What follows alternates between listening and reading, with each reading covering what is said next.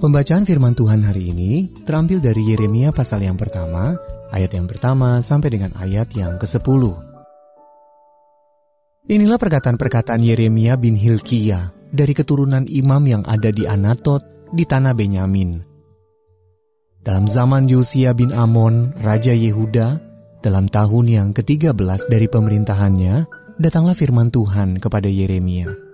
Firman itu datang juga dalam zaman Yoyakim bin Yosia, Raja Yehuda, sampai akhir tahun yang ke-11 zaman Zedekia bin Yosia, Raja Yehuda, hingga penduduk Yerusalem diangkut ke dalam pembuangan dalam bulan yang kelima. Firman Tuhan datang kepadaku bunyinya, sebelum aku membentuk engkau dalam rahim ibumu, aku telah mengenal engkau. Dan sebelum engkau keluar dari kandungan, aku telah menguduskan engkau. Aku telah menetapkan engkau menjadi nabi bagi bangsa-bangsa. Maka aku menjawab, Tuhan Allah, sesungguhnya aku tidak pandai berbicara sebab aku ini masih muda. Tetapi Tuhan berfirman kepadaku, janganlah katakan aku ini masih muda, tetapi kepada siapapun engkau kuutus, haruslah engkau pergi. Dan apapun yang kuperintahkan kepadamu, haruslah kau sampaikan. Janganlah takut kepada mereka, sebab aku menyertai engkau untuk melepaskan engkau. Demikianlah firman Tuhan. Lalu Tuhan mengulurkan tangannya dan menjamah mulutku.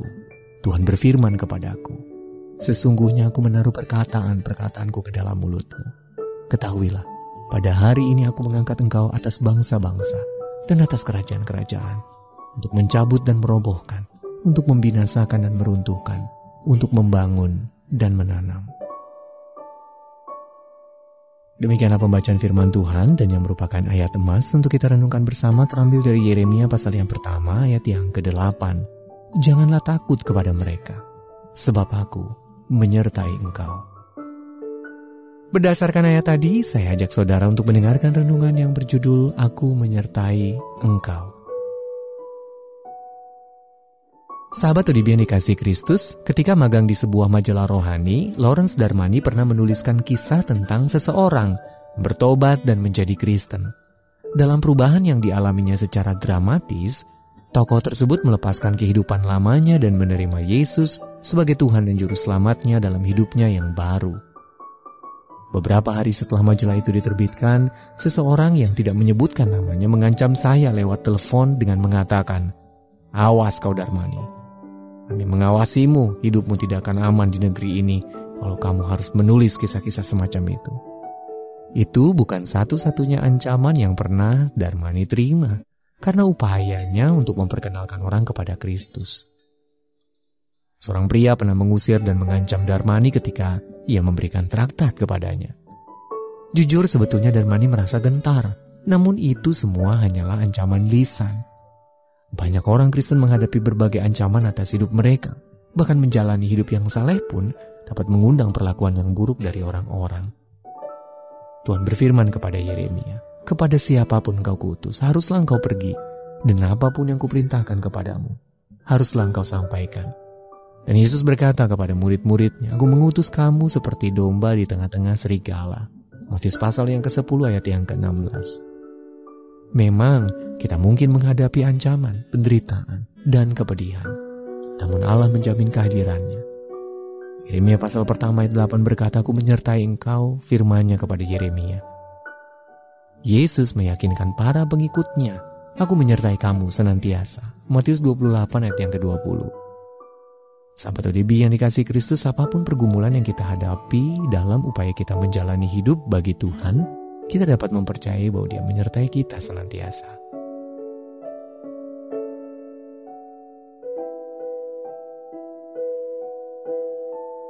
Tuhan, kami bersyukur karena Engkau menyertai kami dalam keadaan apapun yang kami hadapi. Lindungilah umat-Mu di seluruh dunia.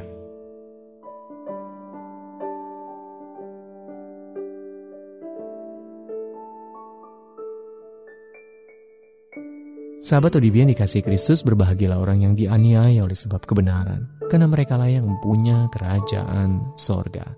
Matius 5 ayat yang ke-10. Mari kita satukan hati kita berdoa. Bapa yang baik, Pagi hari ini kami menaikkan pujian syukur. Kami berterima kasih kepadamu, karena Engkau telah memberkati kami kembali melalui firman-Mu yang sudah kami baca dan yang telah kami renungkan bersama. Inilah kehidupan kami ya Tuhan, kami serahkan ke dalam tangan-Mu. Engkau Tuhan kami yang baik, Engkau Tuhan kami yang setia, yang akan menyertai kami sampai selama-lamanya. Terima kasih Tuhan Yesus.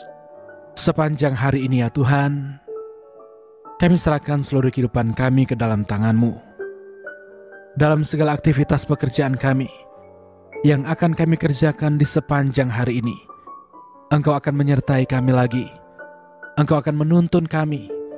Engkau akan membuat berhasil apapun yang kami kerjakan. Dan Engkau Tuhan sumber berkat. Engkau akan memberkati setiap pekerjaan kami. Inilah yang menjadi doa kami pada pagi hari ini. Engkau Tuhan yang selalu mendengar, dan Engkau pasti akan menjawab setiap permohonan doa kami yang sudah kami naikkan kepadamu. Di dalam nama Tuhan Yesus Kristus. Haleluya. Amin.